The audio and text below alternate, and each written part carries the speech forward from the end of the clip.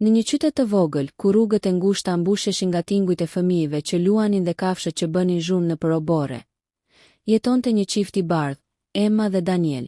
Ata njiheshin për jetën e tyre të qetë, të rregullt dhe të përmbajtur. Ishin tiparet perfekte të një familje amerikane mesatare. Një shtëpi me obor të madh, makina luksoze dhe një karrierë qëndrueshme. Të dy kishin pasur fëmijëri të lumtur dhe të përmbushur, por gjithmonë e kishin ditur se donin të krijonin familjen e tyre. Pas disa viteve martesë, erdhi lajmi që do të kishin një fëmijë.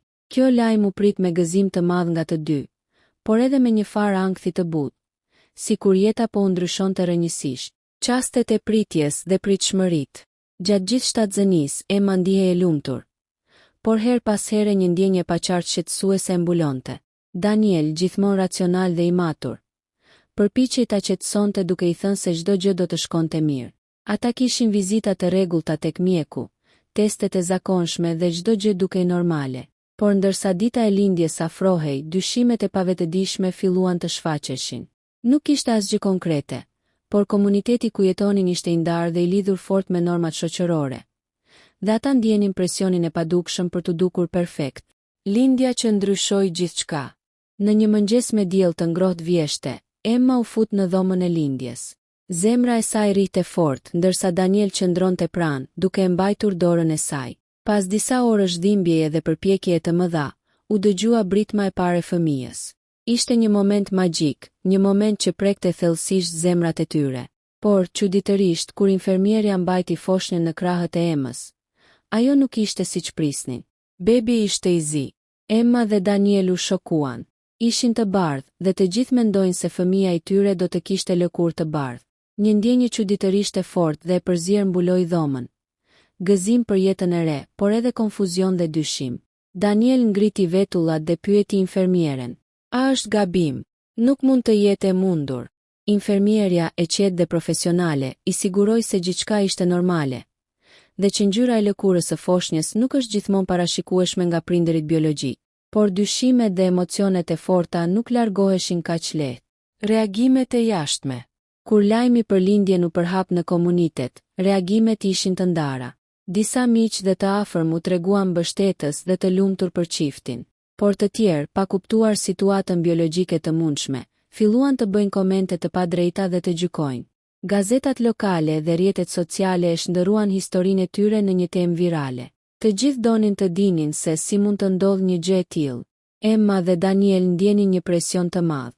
Çdo fotografi, çdo koment në rrjetet sociale dhe çdo vizitë nga të afërmit shërbente si një kujtesë se jeta e tyre private ishte bërë një spektakël publik. Ata nuk e kuptonin pse kjo gjë e thjesht, një lindje fëmije, u bë kaq komplekse për opinionin publik. Sfidat psikologjike. Emma filloi të ndjehej e izoluar. Çdo herë që shihte foshnjën e saj, ndjenja e gëzimit përzier me shqetësim rritej. Daniel, përkundrazi, përpiqej të mbante qëndrimin racional, duke studiuar gjenealogjinë dhe duke diskutuar me mjekët për të kuptuar mundësitë biologjike që kishin sjellë këtë situatë. Ata filluan të pyesin veten për gjene të fshehura në familjet e tyre. A ishte kjo rezultati një përzierje të gjeneve të largëta? Apo ishte thjesht një rast natyror i rrallë? Pyetjet nuk kishin përgjigje të thjeshta, dhe kjo gjendje i bëri ata të ndihen të izoluar, edhe nga miq dhe familjarë që nuk kuptonin dyshimet e tyre. Ndikimi në marrëdhënien e çiftit. Në shtëpi, marrëdhënia mes Emmës dhe Danielit u testua. Ata përpiqeshin të flisnin për ndjenjat e tyre, por shpesh komunikimi përfundonte në diskutime të tensionuara. Daniel, duke u bazuar tek logjika, përpiqej të sqaronte gjithçka me argumente shkencore, ndërsa Emma ndjente se emocioni dhe pritshmëritë e shoqërisë po e mbytën. Një natë, pasi foshnja ishte fjetur, ata u ulën në obor dhe folën hapur. Daniel, nuk e di si do ta përballojmë këtë. Nuk është vetëm ngjyra e saj, është gjyqi i gjithë botës. E di Emma, por duhet të qëndrojmë të fortë për të. Foshnja jon nuk ka faj. Ne duhet të jemi ata që e mbështesim. Kjo bisedë i afroi përsëri. Por ata e dinin se rruga për të përballuar presionin e jashtëm ishte e gjatë dhe e vështirë. Kur historia bëhet virale. Lajmi për lindjen e foshnjës së bardhë me ngjyrë të zezë përhapet si zjarr në rrjetet sociale. Një video e shkurtër e infermieres që mban foshnjën në krahët e saj, ndërsa Emma dhe Daniel shihen të habitur, bëhet virale brenda pak orësh. Komentet janë të përziera, Disa duartrokitin diversitetin dhe naturalitetin e situatës, por shumica janë shokuar dhe e shohin ngjarjen si të pazakontë, madje të papranueshme për standardet e tyre. Faqet e lajmeve lokale dhe ndërkombëtare fillojnë të raportojnë për çështjen, duke përdorur tituj sensacional. Çifti i bardhë dhe fëmia i zi, çfarë po ndodh? Një mrekulli genetike apo një rast i pazakontë? Ndërkohë, meme dhe komente të tipit ironik pushtojnë platformat. Disa njerëz përdorin këtë rast për të bërë shaka, të tjerë për të dhënë gjyqje morale dhe raciale. Emma dhe Daniel ndihen si në qendër të një uragani. Çdo mesazh në telefon duket si një gjykim i fshehur, dhe çdo shikim në rrjete sociale është një shigjet që përplaset mbi ta. Reagimet e miqve dhe familjarëve. Miqtë e tyre më të afërt nuk dinin si të reagojnë. Disa u distancuan, të ndikuar nga paragjykimet e komunitetit, ndërsa të tjerët u përpoqën t'i mbështesin. Familja e Danielit, e njohur për konservatorizmin e saj, filloi të bëj pyetje të vështira dhe të shpreh dyshime. Si është e mundur që fëmia jon të jetë i tillë? Thoshin disa prej tyre, duke harruar që çdo fëmijë ka kombinime të papritura gjenetike. Emma ndjente se marrëdhënia me familjen e saj u komplikua. Ata nuk e refuzuan foshnjën, por tensioni ishte i dukshëm. Çdo vizitë familjare u kthye në një provë për durimin e saj. Çdo bisedë për fëmijën shndërrohej në një diskutim të heshtur mbi normalitetin dhe pritshmëritë shoqërore. Presioni në komunitet dhe rrethi i punës. Në vendin ku punonte Daniel, disa kolegë filluan të flisnin pas shpine. Komentet përfshinin pyetje të pakëndshme. Si e keni bërë këtë të ndodh? Ose a do të duket kjo fëmijë juaj gjithmonë e pazakontë? Një koleg madje publikoi një postim anonim në rrjetet sociale, duke bërë që situata të përhapet edhe më shumë. Emma, nga ana tjetër, përballohej me të njëjtin lloj presioni në grupet e mamas në komunitet. Shumë prej tyre e shihnin situatën si një lajm sensacional dhe e përdornin për të komentuar mbi marrëdhëniet dhe jetën e çiftit. Çdo dalje publike, çdo ecje në rrugë, çdo fotografi e re e foshnjës kishte potencialin të bëhej objekt i debatit publik. Ndërveprimet me mediat. Një reporter i një televizioni lokal u paraqit pa paralajmërim në shtëpinë e tyre, duke kërkuar intervistë. Emma dhe Daniel u ndjen të invaduar dhe të pambrojtur. Reporterja, duke e ditur natyrën virale të lajmit, kërkonte skena dramatike, lot dhe reagime të forta, duke harruar se po përballeshin me një familje të re që vetëm po përpiqej të kuptonte situatën.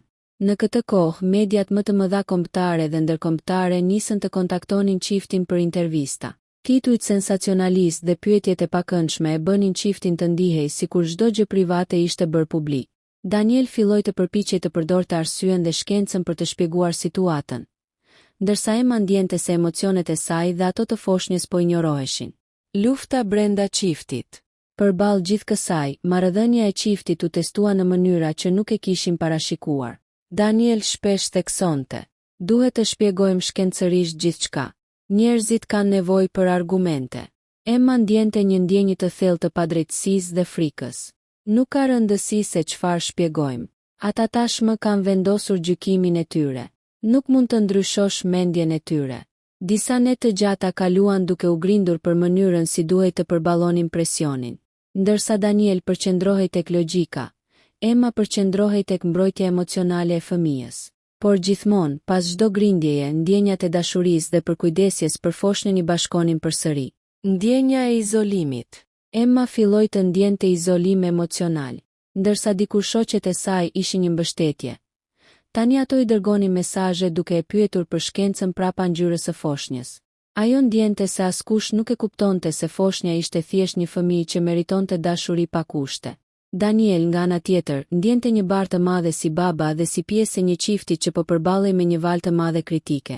Ai filloi të punonte më shumë, duke i dhënë vetes një justifikim për të larguar emocionalisht nga tensioni i përditshëm. Takimi me një ekspert gjenetike. Pas shumë ankthit dhe dyshimeve, çifti vendosi të takojë një specialist gjenetike. Ai shpjegoi se ngjyra e lëkurës mund të jetë rezultati një kombinimi të komplikuar të gjeneve të largëta që nuk ishin të dukshme në prindër. Ishte një rast i rrallë, por krejt normal biologjikisht. Ky takim solli një farë qetësie. Daniel ndihej i lehtësuar sepse tani mund të përdorte shpjegime shkencore për të qetësuar familjarët dhe publikun.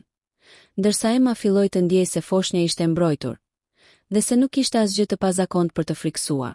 Megjithatë, presioni social nuk kishte kaluar. Çifti kuptoi se duhet të krijonte një strategji për të përballuar komentet, gjykimet dhe mediat virale që nuk do të ndalonin kaq shpejt. Lajmi për lindjen e foshnjës së bardhë me ngjyrë të zezë përhapet si zjarr në rrjetet sociale. Një video e shkurtër e infermieres që mban foshnjën në krahët e saj, ndërsa Emma dhe Daniel shihen të habitur, bëhet virale brenda pak orësh. Komentet janë të përziera. Disa duartrokitin diversitetin dhe naturalitetin e situatës, por shumica janë shokuar dhe e shohin ngjarjen si të pazakontë, madje të papranueshme për standardet e tyre. Faqet e lajmeve lokale dhe ndërkombëtare fillojnë të raportojnë për çështjen, duke përdorur tituj sensacional. Çifti i bardhë dhe fëmia i zi, çfarë po ndodh? Një mrekulli genetike apo një rast i pazakontë? Ndërkohë, meme dhe komente të tipit ironik pushtojnë platformat. Disa njerëz përdorin këtë rast për të bërë shaka, të tjerë për të dhënë gjyqje morale dhe raciale. Emma dhe Daniel ndihen si në qendër të një uragani.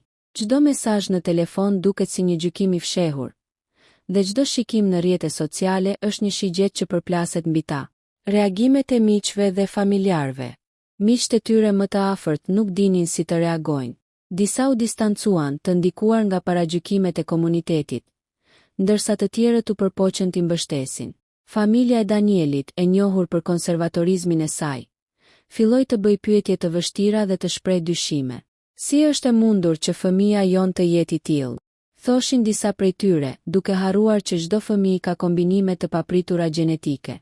Emma ndjente se marrëdhënia me familjen e saj u komplikua. Ata nuk e refuzuan foshnjën, por tensioni ishte i dukshëm. Çdo vizitë familjare u kthye në një provë për durimin e saj. Çdo bisedë për fëmijën shndërrohej në një diskutim të heshtur mbi normalitetin dhe pritshmëritë shoqërore. Presioni në komunitet dhe rrethi i punës. Në vendin ku punonte Daniel, disa kolegë filluan të flisnin pas shpine. Komentet përfshinin pyetje të pakëndshme. Si e keni bërë këtë të ndodh? Ose a do të duket kjo fëmijë juaj gjithmonë e pazakontë? Një koleg madje publikoi një postim anonim në rrjetet sociale, duke bërë që situata të përhapet edhe më shumë. Emma, nga ana tjetër, përballohej me të njëjtin lloj presioni në grupet e mamas në komunitet. Shumë prej tyre e shihnin situatën si një lajm sensacional dhe e përdornin për të komentuar mbi marrëdhëniet dhe jetën e çiftit.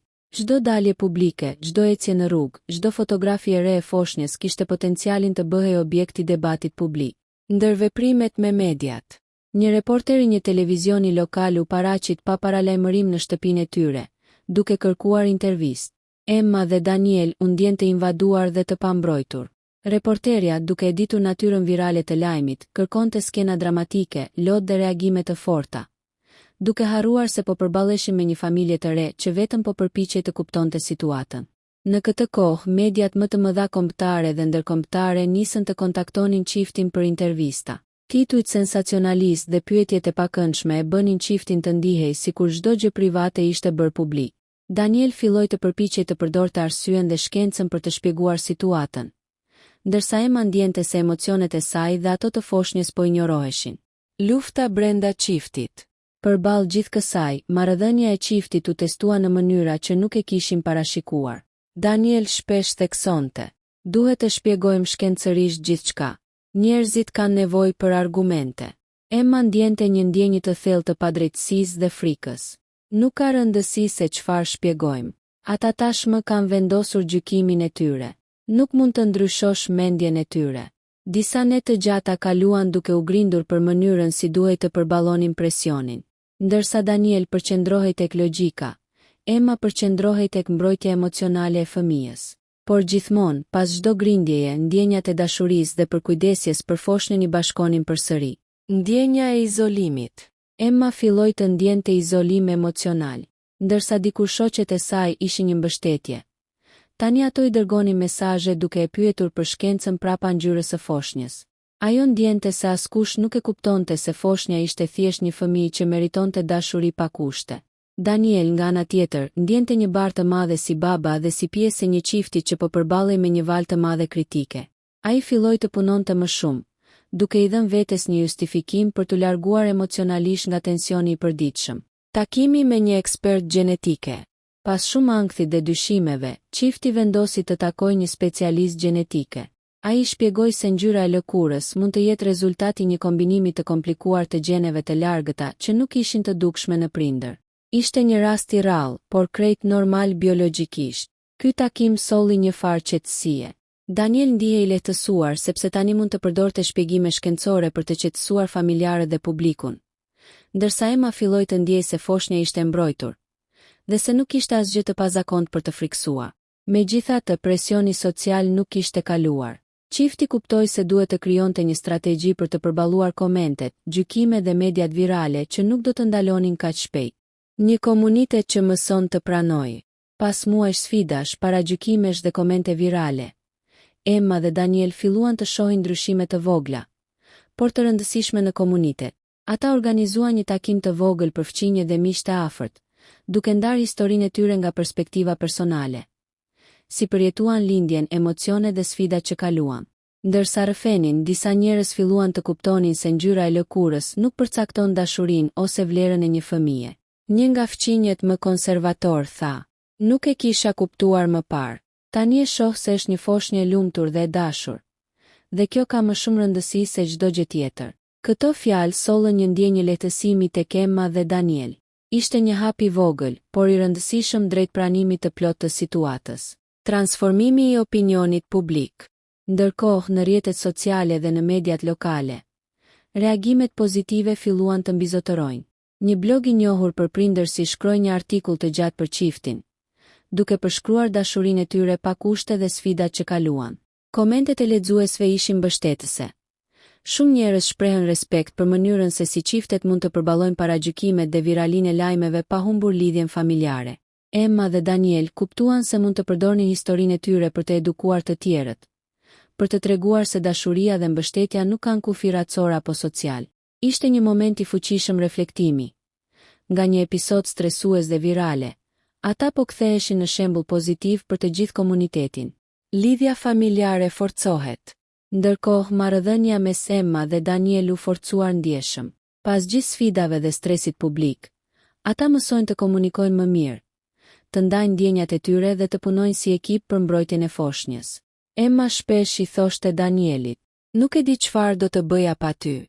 Ti je mbështetja ime dhe foshnjës i siguron dashuri dhe siguri." Daniel përgjigjej: "Ne jemi një ekip. Çdo gjë që ndodh jashtë nuk ka rëndësi kur kemi njëri tjetrin dhe foshnjën tonë." Këto momente intime dhe reflektive krijuan një bazë të fortë për zhvillimin e mëtejshëm të familjes dhe për të përballuar çdo sfidë tjetër që mund të vinte. Rritja dhe zhvillimi i foshnjës. Foshnja filloi të tregojë tipare të veçanta të karakterit. Kurajo, humor dhe një ndjenjë të fortë për të komunikuar me prindërit. Emma dhe Daniel e inkurajuan atë të shprehë ndjenjat pa frikë dhe të ndjehet e sigurt, duke i dhënë hapësirë për zhvillim personal dhe emocional. Çifti shpesh luante me foshnjën, i lexonte histori dhe e përqafonte për çdo arritje të vogël. Ishte një mjedis i ngrohtë dhe mbështetës, ku dashuria dhe siguria vinin para çdo gjykimi apo paragjykimi jashtë shtëpisë. Ndërveprimet me komunitetin ndryshojnë. Me kalimin e kohës, komuniteti filloi të kuptojë rëndësinë e pranimit dhe mbështetjes së foshnjës dhe prindërve. Shumë fëmijë filluan të vizitonin çiftin jo vetëm për kuriozitet, por për të mësuar nga përvoja e tyre. Një nga mësueset e lagjes tha: "Historia juaj më mësoi se dashuria dhe mbështetja janë më të rëndësishme se çdo paragjykim. Ju keni treguar një shembull të shkëlqyer." Kjo vlerësim i dha çiftit një ndjenjë të madhe qetësie dhe sigurie, duke kuptuar se sfidat e tyre mund të shërbejnë si mësim për të tjerët. Reflektimi mbi situatën virale. Emma dhe Daniel reflektonin shpesh momentin kur historia e tyre u bë virale. Ata kuptuan se, me gjithë dhimbjen dhe tensionin që solli, ky episod u shndërrua në një mundësi për të mësuar dhe për të ndihmuar të tjerët. Daniel tha një herë: "Nuk mund të ndryshojmë të kaluarën, por mund ta përdorim atë për të bërë diçka të mirë." Emma u përgjigj: "Kjo është e vërtetë. Foshnja jonë është e lumtur, ne jemi të fortë, dhe tani historia jonë mund të ndihmojë të tjerët të kuptojnë diversitetin dhe dashurinë pa kushte." Kjo reflektim u bë një udhërfyes për çdo vendim që merrnin, duke i mbajtur të fokusuar tek ajo që ishte e rëndësishme: lumturia dhe siguria e foshnjës. Ndërtimi i një mjedisi të sigurt dhe dashurie. Emma dhe Daniel krijuan një rutinë që përqendrohej tek dashuria dhe siguria emocionale. Ata vendosën rregulla për përdorimin e rrjeteve sociale, duke mos lejuar komentet negative të ndikojnë tek ata apo tek foshnja. Çdo ditë fillonte dhe mbaronte me momente të vogla por të fuqishme. Përqafime, lojëra dhe fjalë inkurajuese. Foshnja filloi të ndihet e mbrojtur, e dashur dhe e respektuar. Ky ambient i sigurt krijoi një themel të fortë për zhvillimin e saj të shëndetshëm fizik dhe emocional. Mbyllja e historisë. Pas muajsh sfidash, paragjykimesh dhe mediash virale, Emma dhe Daniel pan rezultatet e përpjekjeve të tyre. Foshnja ishte e shëndetshme, e lumtur dhe e dashur. Marrëdhënia e qiftit ishte më e fortë se kurrë, dhe komuniteti kishte mësuar një mësim të rëndësishëm mbi pranimin dhe dashurinë pa kushte. Historia e tyre nuk ishte më një thashethem viral, por një shembull i dashurisë, durimit dhe forcës njerëzore për të përballuar paragjykimet dhe për të krijuar një mjedis të sigurt për ata që duam. Çifti e kuptoi se sfidat mund të shndërrohen në mundësi, dhe çdo moment i vështirë mund të bëhet një hap drejt rritjes dhe lumturisë.